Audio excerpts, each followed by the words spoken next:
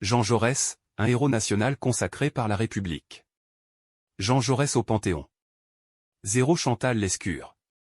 De l'assassinat à la réhabilitation, l'évolution de la mémoire de Jean Jaurès s'est construite en 3 étapes, l'attentat et son impact sur la population, les funérailles et l'unité nationale à la veille de la guerre et le transfert au Panthéon ou l'apothéose du tribun socialiste.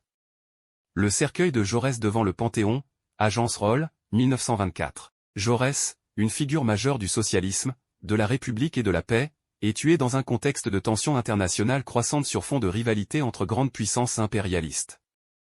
Jaurès qui a pris la tête du mouvement pacifiste et internationaliste au sein du Parti socialiste français et milite activement contre l'idée d'une guerre de classe est un des principaux opposants à cette guerre qui semble imminente et inéluctable. Discours de Jean Jaurès au Congrès national du Parti socialiste, Le Bonnet Rouge, 16 juillet 1914. Jean Jaurès et les causes de la guerre, discours prononcé à Lyon-Vèze, 25 juillet 1914. Jean Jaurès assassiné, une nation en deuil. Il tombe sous les balles d'un nationaliste fanatique Raoul Villain, étudiant en droit de 29 ans et militant d'extrême droite qui considère Jaurès comme un traître à la nation.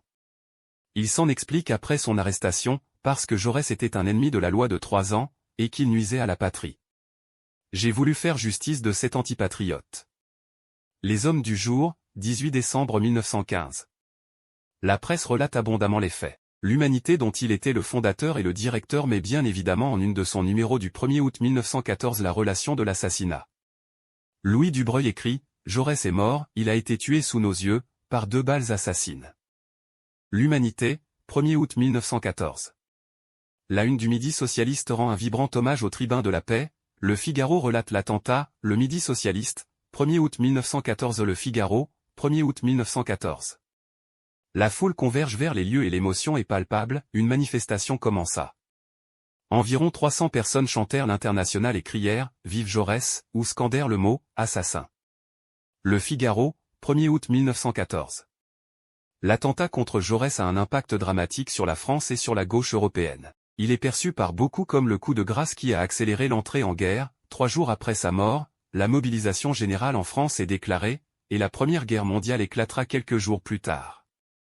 La mort de Jaurès prive la France et le mouvement socialiste d'un de ses plus grands leaders et contribue à radicaliser les positions, non seulement au sein du mouvement socialiste, mais dans l'ensemble de la société française. Elle représente un véritable choc pour la classe ouvrière et pour tous les républicains.